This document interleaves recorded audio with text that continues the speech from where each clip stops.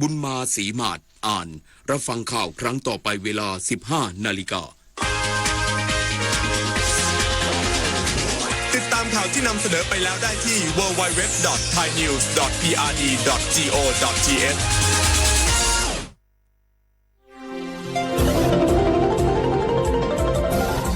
วิทยุแห่งประเทศไทยให้ความรู้คู่ความสุข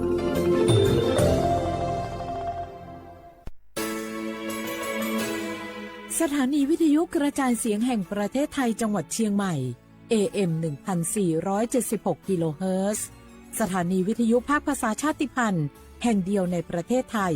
ที่มีความทันสมัยเชื่อถือได้สร้างอัตลักษณ์กลุ่มชาติพันธุ์สู่สากล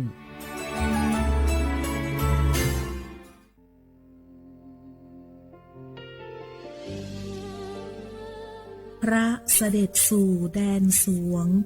ไทยทั้งปวงน้อมสำนึกในพระมหากรุณาธิคุณตราบนิรันดร์ข้าพระพุทธเจ้าข้าราชการและเจ้าหน้าที่สถานีวิทยุกระจายเสียงแห่งประเทศไทยจังหวัดเชียงใหม่กรมประชาสัมพันธ์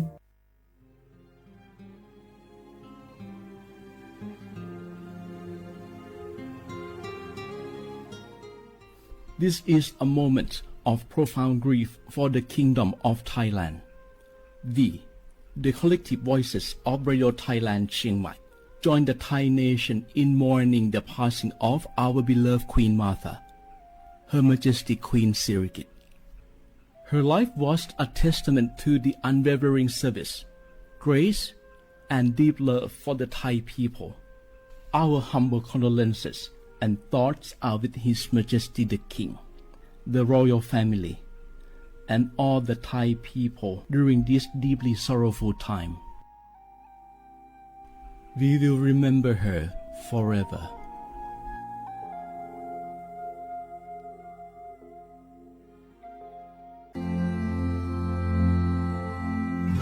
รากฐานสังคมไทยตั้งแต่อดีตจนถึงปัจจุบันเคารพเทิดทูนสถาบันพระมหากษัตริย์เป็นศูนย์รวมจิตใจที่เหนียวแน่นของคนไทยในเวลาที่เกิดวิกฤตทางการเมืองพระบารมีของพระเจ้าอยู่หัวก็ทำให้เกิดความสงบและช่วงที่เกิดวิกฤตเศรษฐกิจปรัชญาเศรษฐกิจพอเพียงของพระเจ้าอยู่หัวรัชกาลที่ 9 พระราชทานให้กับคนไทยก็ทำให้ผู้ที่น้อมนำมาปฏิบัติมีภูมิคุ้มกันและไม่เกิดความเสียหายพระปฐมบรมราชโองการของพระเจ้าอยู่หัวรัชกาลที่ 10เราจะสืบสานรักษาและต่อยอดและครองแผ่นดินโดยธรรมเพื่อประโยชน์สุขแห่งอาณาราษฎรตลอดไปพระมหากษัตริย์ไทยทุกพระองค์ทรงห่วงใยราชเสมอสถาบันพระมหากษัตริย์ไทยศูนย์รวมใจไทยทั้งชาติ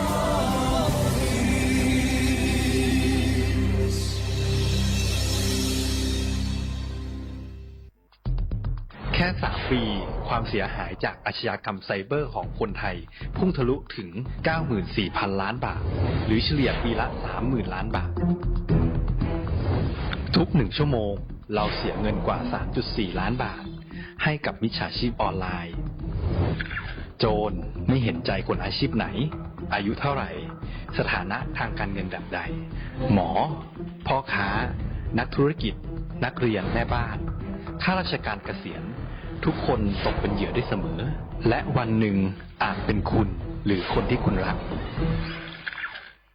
เพราะจุดอ่อนร่วมของเหยื่อคือความเร่งรีบขาดสติหรือแม้แต่บางครั้งก็เกิดความโลภจนเกินไปอย่าปล่อยให้การกดคลิกเดียวลิงก์เดียวทำให้โจรยิ้มกว้างวันนี้ถึงเวลาแล้วที่คนไทยทุกคนจะต้องร่วมมือกันสร้างภูมิคุ้มกันอาชญากรรมไซเบอร์ช่วยกันหยุดก่อนที่ภัยไซเบอร์จะทำให้คนที่คุณรักและตัวคุณเองกลายเป็นเหยื่อ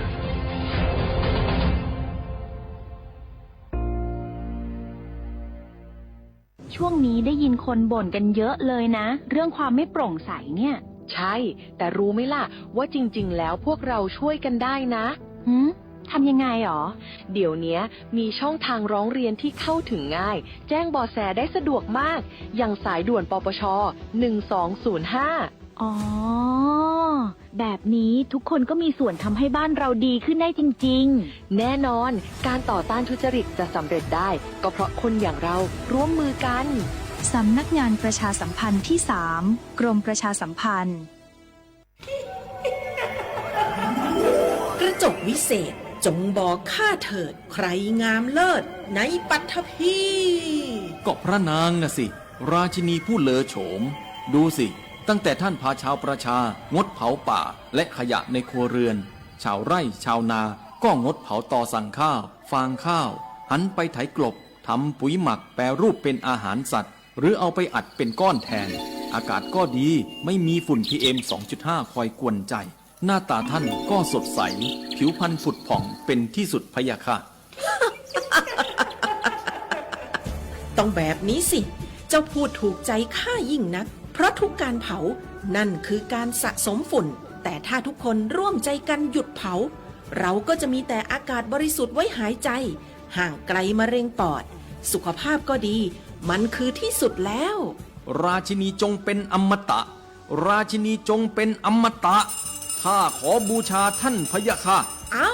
ไปเอาธูปมา แต่ไม่ต้องจุดแล้วนะ เดี๋ยวนี้ข้าเปลี่ยนมาใช้ธูปไฟฟ้าแล้ว มันจึ้งมาก ไม่มีฝุ่นเลย คุณภาพอากาศดีด้วยการร่วมมือของทุกภาคส่วน ปรารถนาดีจากสำนักงานประชาสัมพันธ์ที่ 3 กรมประชาสัมพันธ์ จังหวัดเชียงใหม่ขอความร่วมมือทุกภาคส่วนงดการเผาเพื่อลดปัญหาหมอกควันและมลพิษทางอากาศจากการเผาป่าและการเผาเศษวัสดุทางการเกษตรตามประกาศมาตรการสำคัญเพื่อควบคุมการเผาในพื้นที่ต่างๆโดยไม่อนุญาตให้มีการเผาใดๆทั้งสิ้นเพื่อเป็นการลดมลภาวะจากฝุ่นละอองขนาดเล็กหรือ PM 2.5 ตั้งแต่วันที่ 1 มกราคมถึง 31 พฤษภาคม 2569 หากจำเป็นสามารถลงทะเบียนขออนุมัติผ่านระบบไฟล์ดีและเบิร์นเช็คได้ฝ่าฝืนต้องระวังโทษจำคุกและปรับหรือทั้งจำทั้งปรับจังหวัดเชียงใหม่ส่งเสริมการใช้เทคโนโลยีในการจัดการขยะและเศษวัสดุทางการเกษตรเพื่อลดการเผาในอนาคตและสร้างสภาพแวดล้อมที่ดีขึ้นในระยะยาวหากพบเห็นการเผาในพื้นที่ห้ามเผาหรือพบผู้กระทำความผิดสามารถแจ้งข้อมูลได้ที่ 053-112-808 หรือ 191 ตลอด 24 ชั่วโมง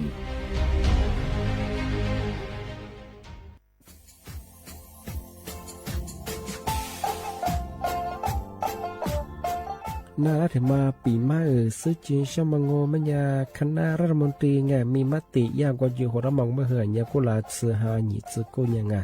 ยิ่งคงอยู่ตรงยาชดซื้อเสียกว่ายาใบระมองเมื่อเหือแก้ไขปัญหาไงสถานะอาทิตย์เหือสัญชาติไงเอาถ้ามีคนเนี่ยว่าจะส่งไงอธิบายที่ยากกฎหมายถือว่าใบระมองเมื่อเหือไงมาตราที่17ไงแห่งพระราชบัญญัติคนเข้าเมืองไงพอสองงมันอยากให้คนอยากให้หนีตัวอยากหนีซึ่งหนีกว่าไงเท่าว่าถ้ามีคนเนี่ยว่าดูแลโซอาทิตย์เนี่ยคือมันจะจางงเป็นยังไงอาทิตย์เนี่ยว่ามีทะเบียนประวัติเธอถูกต้องอยู่ไงอาทิตย์แบบว่าสารว่ายื่นขอสถานะไงคนต่างด้าวเข้าเมืองโดยชอบด้วยกฎหมายที่ดียินหน้าบุรุษไงอาทิตย์ทยากฎหมายถือว่าใบรับมาเป็นไงมาตราที่7ทวีไงแห่งพระราชบัญญัติไงสัญชาติยึดขวงงไปเฮอพศยังไง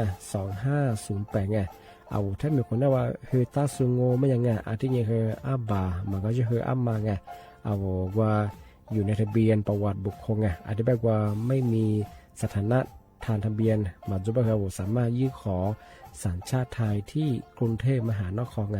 ยื่นที่สำนักบริหารการทะเบียนกรมการปกครองไงอธิบายเราส่วนต่างจังหวัดจะสุบเฮว่ายื่นต่อในอำเภอตานภูมิลำเนาไงปีขวานแล้วก็จะบอกว่า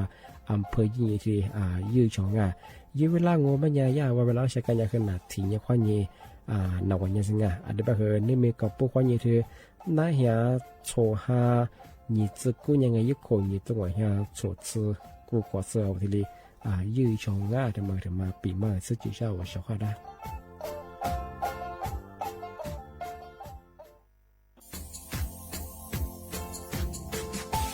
ช าว่าบรางวัลมาปีใหม่อาทิตย์ตาจินชามองมันยังไงอามซาจังหวัดเชียงใหม่ค่อยมาปีใหม่ปากไก่ฝรั่ง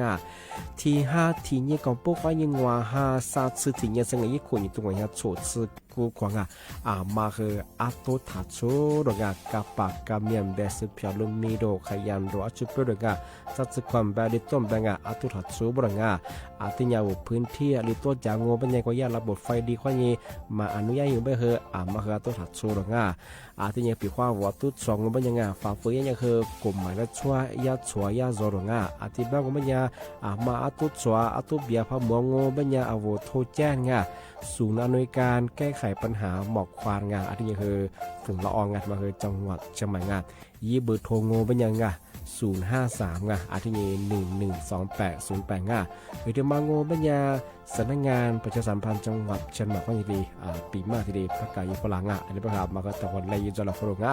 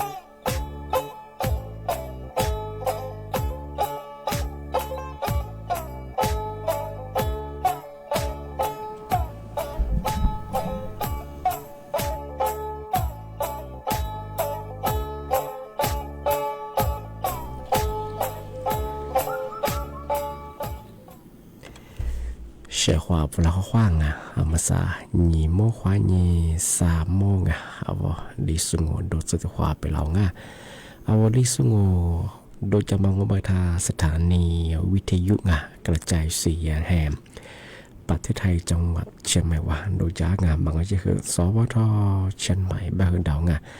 วิทยุใหญ่ยี่ระบบใหญ่ AM ยี่ครึ่งความถี่ใหญ่ที่ตุลิยาสิชื่อโชว่าโจใหญ่คือโดหลังอ่ะในบ้านโชว์เมื่อวานนี้เจ้าเมื่อวานที่หัวดวงอ่ะที่หมดเลยบ้านหนีเมื่อวานนี้3 โมงที่นี่มาคือหนีเวลาอ่ะในที่หัวที่หมดแล้วที่หัวน่ะที่เนี่ยหัวนี้น่ะเนี่ยจะที่นี่ในตัวอย่างอ่ะในเจ้ที่หมดแล้วเจ้นี่เมื่อที่เนี่ยก็ไม่ยังอ่ะเอาลิสูอาบังมันคือซึ่งยี่ห้านี่จะกู้ยังไงนี่เมื่อที่เนี่ยมาคืออากาศยังไงนี่เมื่อที่เนี่ยคือน่ะที่เนี่ยที่มองว่ายุคนี้ตรงวันนี้จะโฉบโขงอ่ะว่าไทยบาไปคือยี่ห้าจะโฉบยังไงนี่ไม่ถึงมาคือนาทียังไงแสดงว่ามันยังคือว่าคือพาตุจริงไงที่ที่ห้าที่ยี่ไงช่วงงานแสดงว่าคือตุจริงแต่ละว่างานที่แบงก์มันยังไงช่วงงานนี่มีคืองานนั่นคือถึงมาปีมากแต่เสื้อตาเจช่างงานแต่มาคือบอกว่าสิทธิการรักษาพยาบาลไงปีข้าวโหยาเยอะงอ24ยามาเรื่อยๆมาไงแต่มาแต่ปีมาช่างไงมาสั่งว่าไม่อยากมาคือโชดเจไงบริการใหม่บุรุษไงปีข้าวนึกว่าโหยายิ่งใช้สิทธิบริการเยอะไป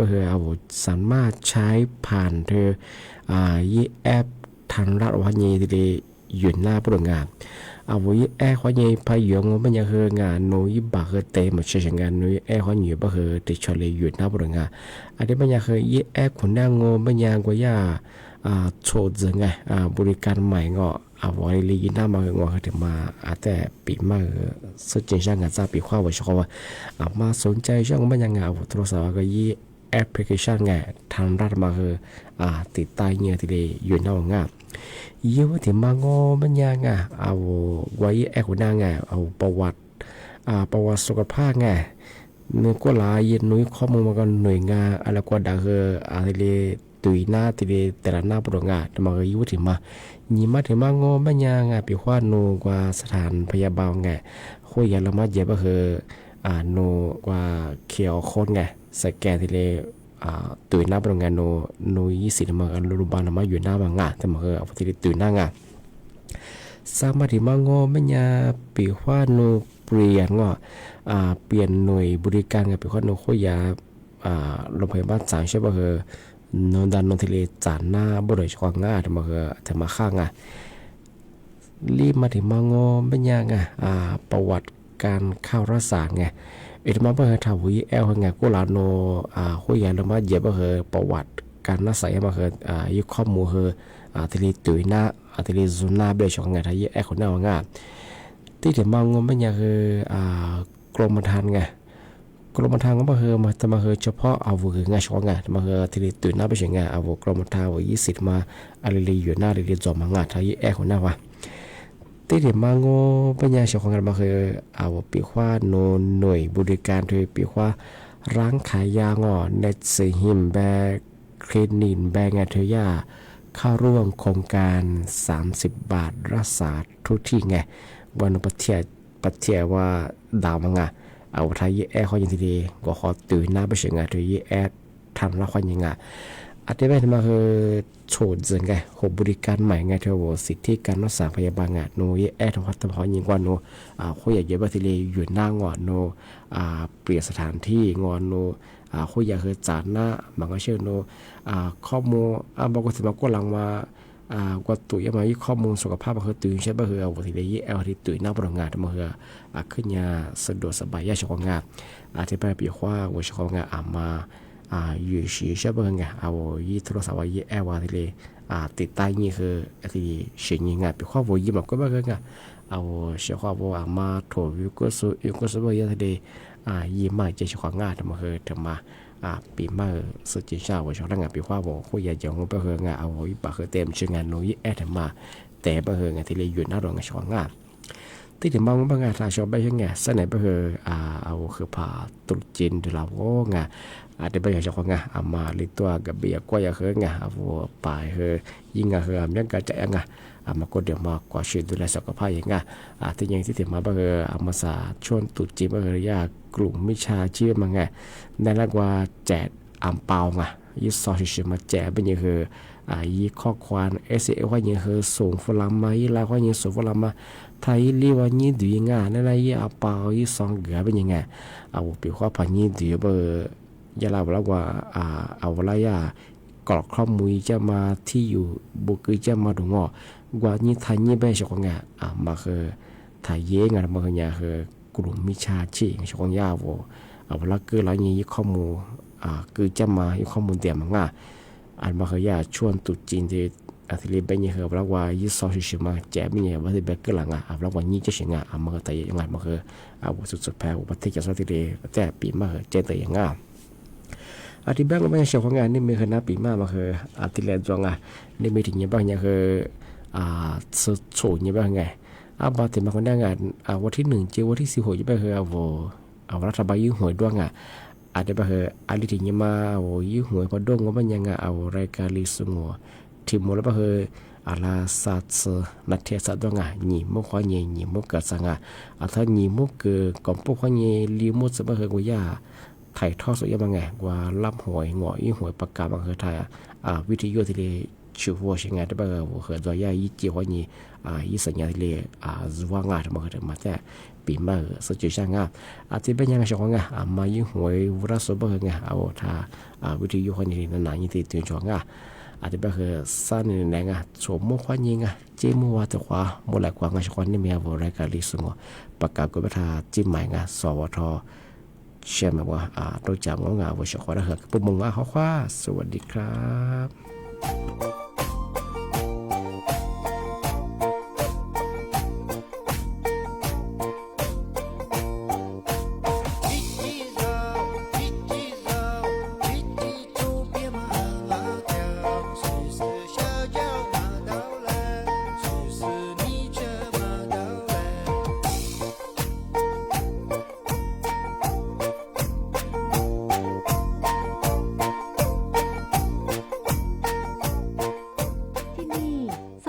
วิทยุกระจายเสียงแห่งประเทศไทย